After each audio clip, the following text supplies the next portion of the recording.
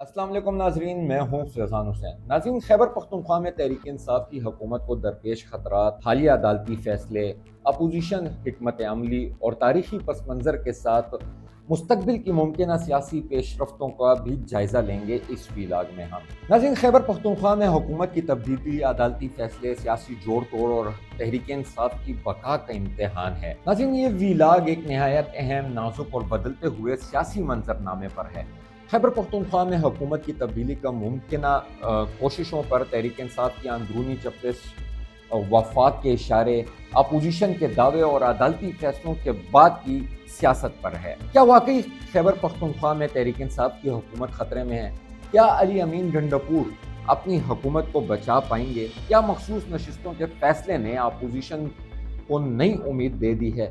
क्या ये सियासी चालें मुल्क में मजीद बेयकीनी को जन्म देंगी? और क्या ये सब कुछ माजी की उन गलतियों को दोहराना है जिन्होंने मुल्क की सियासी फिजा को एक अदम इस्तेहकाम का शिकार बनाया है? इन तमाम सवालों के जवाब ढूंढते हैं एक जामिया तजिए के साथ। आपको इन तमाम सवालों के जवाब बताते हैं। नाज़रीन, 2024 के इख्तिताम एक बड़े सियासी धमाके के साथ हुआ है। अदालतों ने खैबर पख्तूनख्वा असम्बली की 25 मखसूस नशिस्तें अपोजिशन जमातों को देने का फैसला सुनाया है, जिसके बाद सूबाई असम्बली की पावर बैलेंस यकसर तब्दील हो गई है। तहरीक इंसाफ की जानिब से मखसूस नशिस्तों पर आज़ाद हैसियत रखने वाले अरकान को शामिल करके मखसूस नशिस्तें लेने की कोशिश की गई, लेकिन अदालत ने करार दिया कि आज़ाद अरकान मखसूस नशिस्तों के लिए अहल नहीं है, लिहाजा ये नशिस्तें अपोजिशन को दी जाएं। अपोजिशन की तादाद अचानक 53 तक पहुंच गई है। तहरीक इंसाफ को 58 और उनकी हिमायत याफ्ता आज़ाद अरकान की तादाद जो है वो खैबर पख्तूनख्वा में 34 है। अगर टोटल हम देखें जो हिमायत याफ्ता के साथ तहरीक इंसाफ की तादाद है वो 92 है। अब अपोजिशन को सिर्फ 20 वोट दरकार हैं हुकूमत गिराने के लिए। दूसरी जानिब वफाकी हुकूमत के आला हलकों में मशावरत शुरू हुई है। वज़ीर आज़म ने गवर्नर खैबर पख्तूनख्वा फैसल करीम कुंडली और ANP के सदर अहमद वली से मुलाकात की है। एजेंडा वाज़ेह था, गंडापुर हुकूमत की तब्दीली। इस पर अहमद वली का दो टोक जवाब था, इस हुकूमत को अपनी मौत मरने दें। हॉर्स ट्रेडिंग की मुखालफत की है अहमद वली ने, और वज़ीर आज़म ने इस मौक़िफ़ पर इत्तफ़ाक़ भी किया है कि हम पहले भी हुकूमतें गिराने के नताइज भुगत रहे हैं, दोबारा ऐसी गलती जो है वो नहीं करेंगे। लेकिन गवर्नर का मौक़िफ़ जो है वो उससे बिल्कुल मुख्तलिफ था। गवर्नर खैबर पख्तूनख्वा ने कहा, जिस दिन हमारा एक वोट भी ज्यादा हुआ हम अदम एतमाद लाएंगे। ये बज़ाहिर इख्तलाफ असल में एक सॉफ्ट रेवोल्यूशन की तैयारी थी। बगैर बराह रास्त मदाखलत के हुकूमत को इसकी अपनी कमजोरी के बायस हिलाना है। दूसरी जानिब वज़ीर आला अली अमीन गंडापुर ने भी मीडिया के नुमाइंदों से बात करते हुए कहा, बड़ा वाज़ेह अल्फाज में कहा कि इदारों को मुखातिब करते हुए उन्होंने कहा, जितना जोर लगाना है लगाएं, हमारी हुकूमत आईनी तरीके से नहीं गिराई जा सकती। और ये उन्होंने चैलेंज भी दिया है, इदारों को दिया है, तमाम सियासी पार्टियों को दिया है। सवाल ये है कि क्या ये प्रेस कॉन्फ्रेंस खौफ का इजहार था या एतमाद का ऐलान था? क्या अली अमीन गंडापुर को इल्म है कि इनकी पार्टी में अभी दरारें पड़ चुकी हैं? क्या रियासत के बाज़ इदारों से इन्हें खतरा महसूस हो रहा है? तो साथियों, अपोजिशन जमातें खास तौर पर नून लीग और JUI बज़ाहिर खुलकर तहरीक अदम एतमाद के हक में हैं। मौलाना फजलुर रहमान और अमीर मकाम दोनों ने वाज़ेह अल्फाज में कहा है कि ये हुकूमत खुद गिरने वाली है, हम नहीं गिरा रहे। नंबर्स की मैं आपको कुछ तादाद बताता चलूँ। खैबर पख्तूनख्वा का जो ऐवान है वो 145 अरकान पर मुश्तमिल है। तहरीक इंसाफ के पास इस टाइम पे 52 सीटें हैं, जिनमें आप आज़ाद को भी शामिल कर दें। अपोजिशन जो अभी अदालती फैसले के बाद अपोजिशन के पास 53 हो गई हैं, और उनको जो वोट दरकार हैं वो 73 हैं। मतलब 20 वोट उन्हें मजीद चाहिए इस हुकूमत को गिराने के लिए।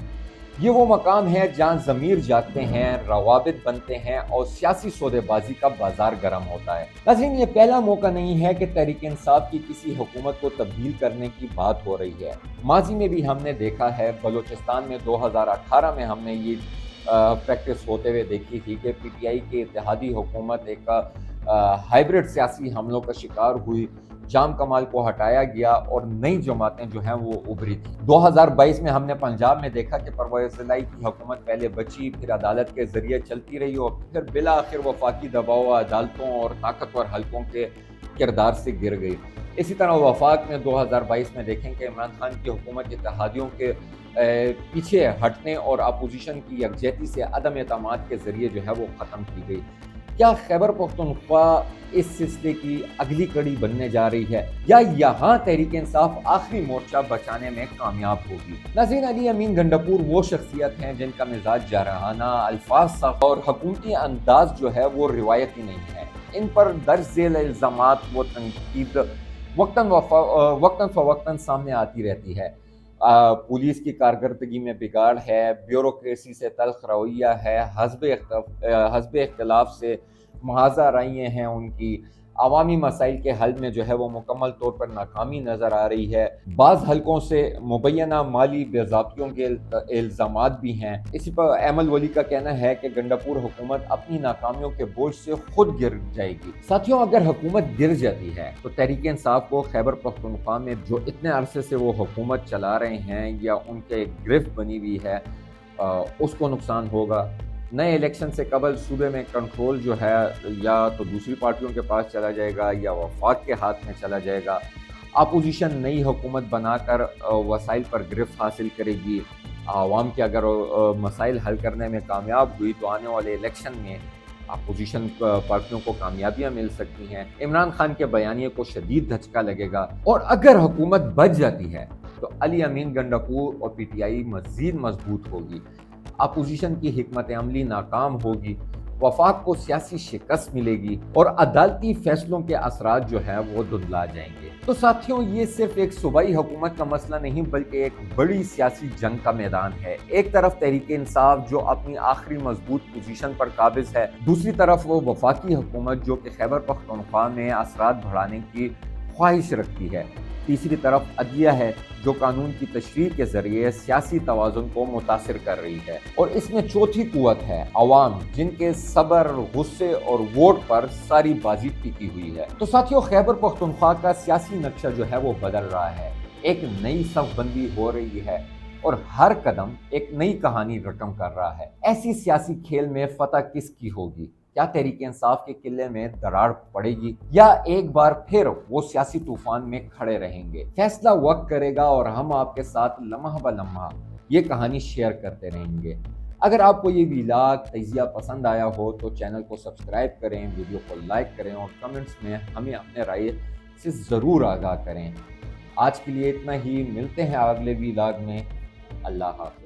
ہمیں فالو کریں سوشل میڈیا پر اور وزٹ کریں ہماری ویب سائٹ گاؤں نیوز، ہر لمحہ ہر خبر آپ کے ساتھ۔